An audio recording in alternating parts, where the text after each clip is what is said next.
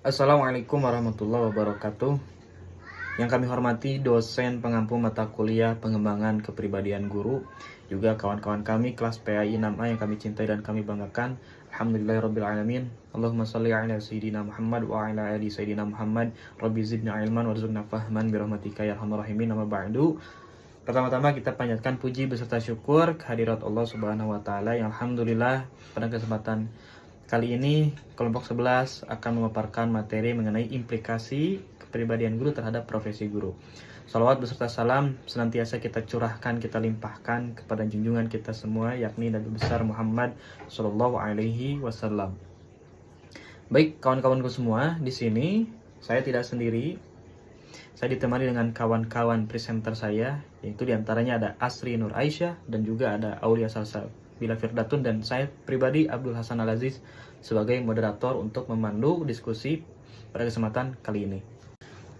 Baik, untuk materi yang pertama akan disampaikan oleh Aulia Salsabila Firdatun, kepadanya dipersilakan. Baik, terima kasih kepada moderator yang sudah mempersilahkan saya untuk menjelaskan materi tentang pengertian kepribadian dan pengertian guru. Nah, yang pertama ada pengertian kepribadian. Nah, kepribadian adalah keseluruhan karakteristik yang melekat pada diri seseorang, termasuk sifat, sikap, dan perilaku yang membedakannya dari orang lain. Nah, ini tuh mencangkup cara seseorang untuk berpikir, merasa, dan bertindak dalam berbagai situasi, dan juga merupakan pondasi dari bagaimana seseorang berinteraksi dengan dunia kepribadian guru. Nah, kepribadian guru khususnya sangat penting karena menentukan bagaimana mereka berinteraksi dengan siswa, rekan kerja, dan juga di lingkungan sekolah. Nah, menurut Gordon Allport, seorang tokoh penting dalam psikologi kepribadian, kepribadian adalah organisasi dinamis dari sistem psikofisik dalam diri individu yang menentukan cara unik individu tersebut untuk menyesuaikan diri terhadap lingkungan. Nah, sementara itu, teori lain seperti yang dikemukakan oleh Sigmund Freud menekankan bahwa kepribadian terbentuk dari interaksi antara tiga struktur utama dalam diri manusia, yaitu ada id, ego, dan superego, yang berperan dalam mengarahkan dorongan naluriah, penilaian realitas, dan juga nilai moral. Nah, dalam konteks pendidikan, kepribadian dipahami sebagai kumpulan sifat, sikap, dan perilaku yang mencerminkan integrasi moral, emosional, dan juga sosial seseorang, khususnya dalam menjalankan perannya sebagai pendidik. Nah, kepribadian guru tidak hanya mempengaruhi cara ia mengajar, tetapi juga membentuk iklim psikolog di dalam kelas. Nah, hubungan interpersonal dengan peserta didik serta efektivitas proses pembelajaran secara keseluruhan. Nah, lebih lanjut, kepribadian mencakup aspek kognitif seperti cara berpikir dan juga cara untuk menyikapi masalah. Nah, kayak afektif, perasaan dan sikap terhadap orang lain, dan juga konatif, yaitu dorongan untuk bertindak atau berperilaku. Nah, dalam konteks profesi keguruan, kepribadian yang matang, stabil secara emosional, terbuka terhadap pembaruan, serta memiliki empati dan tanggung jawab sosial yang tinggi merupakan prasyarat untuk menjadi pendidik yang efektif. Nah, itu pengertian untuk kepribadian. Selanjutnya, yang kedua ada pengertian guru. Nah, teman-teman, guru adalah seseorang yang memiliki tugas dan peran penting dalam dunia pendidikan. Nah, mereka ini adalah individu yang mendidik, mengajar, dan membimbing siswa untuk mencapai tujuan pendidikan dan pengembangan pribadi. Nah, guru berperan sebagai fasilitator dalam pembelajaran, sebagai sumber informasi, dan juga model perilaku bagi siswa. Mereka ini memiliki tanggung jawab untuk menciptakan lingkungan belajar yang kondusif untuk mendukung pertumbuhan siswa. Nah, guru merupakan salah satu komponen utama dalam sistem pendidikan. Dalam pengertian umum, guru adalah seseorang yang memiliki tugas dan tanggung jawab untuk mendidik, mengajar, membimbing, mengarahkan, melatih, menilai, dan juga mengevaluasi peserta didik pada jenjang pendidikan tertentu, baik formal maupun non-formal. Namun secara lebih luas, guru bukan hanya sebagai penyampai ilmu pengetahuan, melainkan juga sebagai agen perubahan sosial, pembentukan karakter, dan juga teladan moral bagi peserta didik. Nah, menurut Undang-Undang Republik Indonesia tahun 14 nomor 2005 tentang guru dan dosen, menjelaskan bahwa guru adalah pendidik profesional dengan tugas utama yaitu mendidik, mengajar, membimbing, mengarahkan, melatih, menilai, dan mengevaluasi peserta didik. Guru juga harus memenuhi standar kompetensi yang mencangkup kompetensi pedagogik, kompetensi profesional, kompetensi sosial, dan juga kompetensi kepribadian. Nah, hal ini menunjukkan bahwa kepribadian guru merupakan salah satu unsur yang tidak dapat dipisahkan dari kualifikasi profesi guru. Nah, teman-teman, dalam perspektif pedagogis, guru adalah fasilitator dalam proses belajar peserta didik. Nah, ia itu tidak hanya memberikan materi pelajaran, tetapi juga menciptakan suasana belajar yang menyenangkan gitu ya, memotivasi kepada peserta didik untuk berkembang, serta menanamkan nilai-nilai luhur yang menjadi dasar pembentukan karakter gitu. Oleh karena itu, keberadaan guru dalam sistem pendidikan tidak hanya penting secara teknis, tetapi juga secara moral dan sosial. Nah, jadi intinya kepribadian guru ini sangat penting gitu ya, karena mempengaruhi bagaimana mereka untuk berinteraksi dengan siswa dan untuk menciptakan lingkungan belajar yang efektif. Guru yang memiliki kepribadian yang baik seperti kepribadian yang mantap, stabil, kayak dewasa, arif, berwibawa, berakhlak mulia akan menjadi teladan bagi siswa gitu ya. Kepribadian guru juga akan mempengaruhi gitu bagaimana mereka bisa mengelola kelas, menyampaikan materi pembelajaran, dan juga berinteraksi dengan siswa dalam berbagai situasi. Jadi dengan kata lain, kepribadian guru merupakan faktor yang menentukan keberhasilan proses pembelajaran dan pengembangan siswa gitu. Guru yang memiliki kepribadian yang positif dan tepat dapat memberikan dampak yang besar pada perkembangan siswa, baik secara akademis maupun non-akademis gitu. Nah, sekian materi yang dapat saya sampaikan. Saya kembalikan kepada moderator. Terima kasih kepada Saudari Aule yang telah memaparkan materinya. Kita lanjut kepada materi selanjutnya yang akan dipaparkan oleh Saudari Asri Nur Aisyah. Kepadanya dipersilakan. Baik teman-teman, kita lanjut pada materi selanjutnya, yaitu ada implikasi kepribadian guru terhadap profesi guru. Perlu teman-teman ketahui, implikasi ini merupakan pengaruh atau dampak dari bagaimana kepribadian guru itu memengaruhi terhadap profesi guru. Menurut Permendiknas nomor 16 tahun 2007 tentang standar kualifikasi akademik dan kompetensi guru, bahwa kepribadian merupakan kompetensi yang mencerminkan kepribadian yang mantap, stabil, dewasa, arif, berwibawa, menjadi teladan bagi peserta didik, serta berakhlak mulia. Kepribadian guru tidak hanya memengaruhi cara guru menjalankan tugas profesionalnya saja, tetapi juga berdampak pada proses pembentukan karakter dan moral peserta didik, gitu ya. Dalam konteks pendidikan, guru bukan hanya berperan sebagai penyampai materi saja, gitu ya, tetapi juga sebagai figur panutan yang mencerminkan nilai-nilai positif dalam kehidupan sehari-hari. Oleh karena itu, guru dengan kepribadian yang baik seperti sabar, jujur, disiplin, empatik, serta memiliki integritas tinggi akan mampu membangun iklim belajar yang positif, mendorong semangat belajar peserta didik, dan menciptakan hubungan interpersonal yang harmonis di lingkungan sekolah, gitu ya. Namun sebaliknya, guru yang menunjukkan kepribadian negatif seperti bersikap otoriter, tidak adil, gitu ya, mudah marah, atau kurang tanggung jawab, berpotensi menimbulkan suasana belajar yang tidak nyaman, gitu ya, dan menurunkan motivasi terhadap proses pembelajaran peserta didik, gitu ya.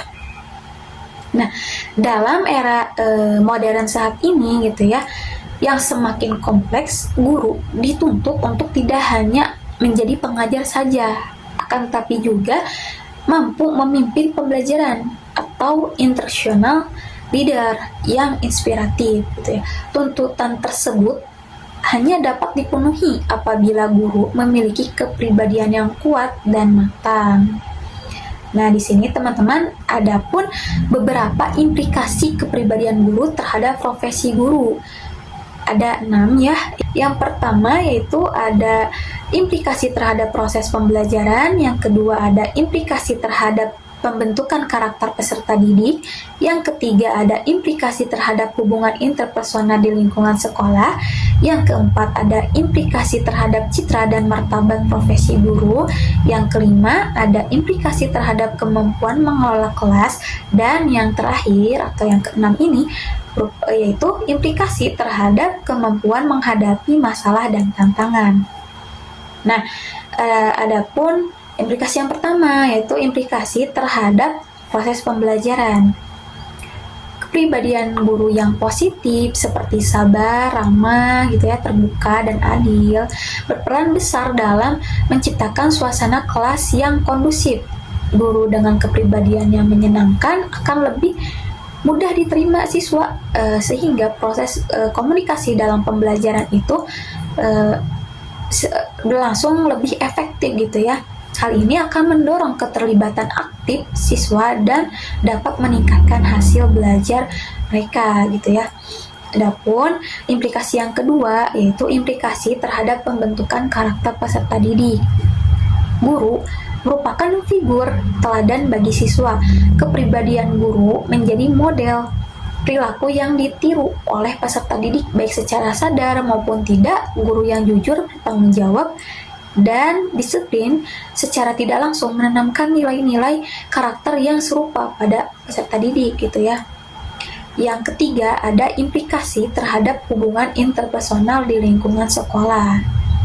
Guru dengan kepribadian yang kooperatif, terbuka, dan empatik akan lebih mudah membangun hubungan yang baik dengan sesama guru, kepala sekolah, serta orang tuanya gitu ya. Orang tua siswa maksudnya. Hubungan interpersonal yang sehat mendukung terciptanya lingkungan sekolah yang harmonis dan kolaboratif. Ada keempat, yaitu implikasi terhadap citra dan martabat profesi guru.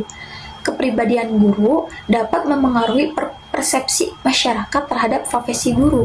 Guru yang memiliki etika tinggi, bertutur kata sopan, dan bertindak profesional akan meningkatkan kepercayaan masyarakat gitu ya terhadap profesi guru. Namun sebaliknya, kepribadian negatif dapat merusak profesi guru secara umum gitu ya. Adapun yang kelima, itu implikasi terhadap kemampuan mengelola kelas. Nah, guru dengan kepribadian yang tegas namun adil cenderung lebih mampu mengelola kelas dengan baik. Ia bisa menegakkan aturan tanpa menimbulkan ketakutan atau penolakan dari siswa gitu ya. Kepribadian ini penting untuk menciptakan kedisiplinan yang sehat dan berkelanjutan di kelas. Dan ada pun implikasi yang terakhir, yaitu implikasi terhadap kemampuan menghadapi masalah dan tantangan gitu ya. Guru yang memiliki kepribadian yang dewasa dan stabil secara emosional akan lebih tangguh dalam menghadapi tekanan kerja, konflik di sekolah, atau dinamika siswa yang kompleks. Kepribadian ini membuat guru mampu berpikir jernih, bersikap profesional, dan tidak mudah menyerah gitu ya. Dengan demikian, teman-teman, dapat diambil poin pentingnya bahwa kepribadian guru memiliki implikasi yang luas dan mendalam terhadap profesi guru secara keseluruhan gitu ya.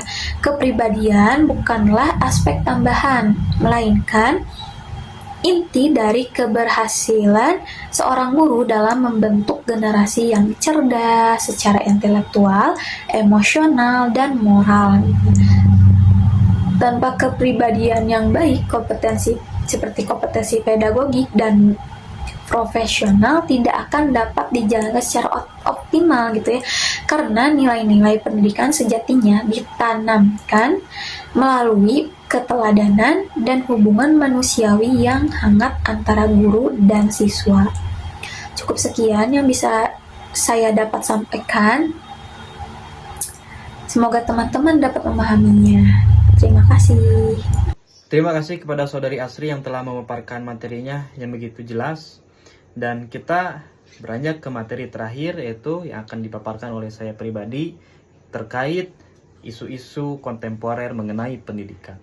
Nah, kawan-kawanku semua, isu-isu mengenai kontemporer pada hari ini mengenai pendidikan, menurut analisis kelompok kita itu adalah ada 4. Yang pertama itu adalah tawuran antar pelajar. Nah, ini adalah sesuatu yang turun-temurun banyak terjadi di berbagai daerah di sekolah-sekolah Indonesia, yang boleh jadi asal-usulnya adalah adanya persaingan, adanya gaya tongkrong-menongkrong yang ingin mendominasi satu sama lain, yang pada akhirnya menciptakan kualitas pelajar-pelajar kita itu menjadi urakan. Sehingga yang terjadi apa? Yang terjadi mereka berangkat ke sekolah hanya untuk bertengkar saja dengan tongkrongan satu dan tongkrongan yang lainnya. Ini sangat begitu miris ya. Lalu yang kedua, analisis yang kedua menurut kelompok kami adalah siswa dikirim ke barak militer. Sebetulnya ini adalah satu kondisi yang saling keterkaitan satu sama lain antara tawuran pelajar dan pelajar yang dibawa ke barak militer, di mana ini salah satu peraturan yang dikeluarkan oleh pemerintah daerah khususnya di Jawa Barat, di mana anak-anak yang dipandang nakal atau bermasalah itu dikirim ke barak militer sebagai bentuk pendisiplinan terhadap mereka. Tentu ini mengenai hal tersebut terdapat pro dan kontra. Terlebih ini menyangkut instansi pendidikan. Yang pro mengatakan bahwa ya betul itu pendidikan karakter, di mana anak-anak yang bermasalah jika tidak sanggup lagi untuk dibenahi di sekolah, maka jalan yang lebih baiknya adalah melalui barak militer pendisiplinan. Tapi untuk orang yang kontra itu memandang bahwa mau sampai kapan ketika memang anak-anak yang nakal ini harus dibawa ke barak militer. Dan itu juga mengindikasikan bahwa pendidikan di Indonesia itu gagal, sebab kelas dan rumah tidak lagi relevan untuk mendidik mereka untuk menjadi lebih baik. Analisis yang kedua. Lalu analisis yang ketiga adalah contoh kepribadian guru yang kurang baik. Saya ambil contoh yang belakangan viral, barangkali dari teman-teman tahu, yaitu Bu Guru Salsa ya. Bu Guru Salsa ini merupakan seorang guru yang dimana terlibat satu skandal ya, pemain film panas barangkali seperti itu ya. Yang ini sangat-sangat destruktif terhadap moral pendidikan di Indonesia, di mana guru itu mempunyai kompetensi kepribadian, dia digugu dan ditiru. Namun apa yang terjadi? Ya inilah yang terjadi. Dia masih dianggap sebagai seorang guru, masih diangkat jadi seorang guru. Yang di sisi lain ada seorang guru juga yang bernama dari band Sukatani, yang dia hanya membuat satu lirik yang menyindir aparatur pemerintah, bayar polisi, tapi dipecatnya di seorang guru. Nah ini sangat destruktif sekali akibat daripada contoh yang buruk dari Bu Guru Salsa. Nah, yang terakhir kawan-kawanku semua, yaitu isu kontemporer mengenai kependidikan adalah implikasi daripada sosial media terhadap anak-anak kita. Dimana kita banyak menemukan fenomena ya, anak kecil yang masih TK atau bahkan masih di bawah umur, yang mereka tuh memparodikan kayak sebagai pelakor, kayak sebagai apa gitu. Terus juga karena adanya konten-konten mungkin ya LGBT dan lain sebagainya, yang pria gemulai, terus juga dan lain sebagainya, itu sangat mempengaruhi kepribadian anak-anak kita, yang pada akhirnya mereka bertindak tidak pada fasenya, tidak pada masanya, sehingga ya hasilnya akan seperti itu. Anak-anak hanya bisa bergoyang di TikTok, hanya bisa memparodikan hal yang tidak bermanfaat untuk mereka, yang pada akhirnya itu membentuk karakter sehingga itu akan menjadi terkristalisasi sampai ia besar. Nah ini menjadi concern yang pembahasan untuk bagi kelompok kita itu ada 4, itu mengenai tawuran antar pelajar, yang kedua barak militer, yang ketiga mengenai kepribadian guru atau contoh kepribadian guru yang buruk, yang keempat itu implikasi pengaruh media sosial terhadap siswa. Nah itu semua teman-teman semua yang bisa saya sampaikan mengenai isu kontemporer terkait kependidikan, yang dimana itu sangat destruktif ya. Merupakan hal yang perlu menjadi tanggung jawab kita bersama, baik sekolah, baik orang tua di rumah, baik lingkungan dan lain sebagainya. Yang pasti itu tidak bisa dibenahi hanya dalam satu aspek, misalkan hanya sekolah saja, tidak. Perlu ada pengintegrasian kerjasama yang baik antara sekolah, orang tua, lingkungan, madrasah barangkali dan lain sebagainya. Baik, demikian pemaparan dari kelompok 11 kawan-kawanku semua. Mohon maaf atas segala kekeliruan dalam penyampaian. Barangkali kawan-kawan ingin bertanya kepada kami, silahkan untuk mengetik kolom komentar di bawah. Oke, jadi demikian yang dapat kelompok 11 sampaikan. Mohon maaf sekali lagi dan mudah-mudahan ada manfaat dan guna.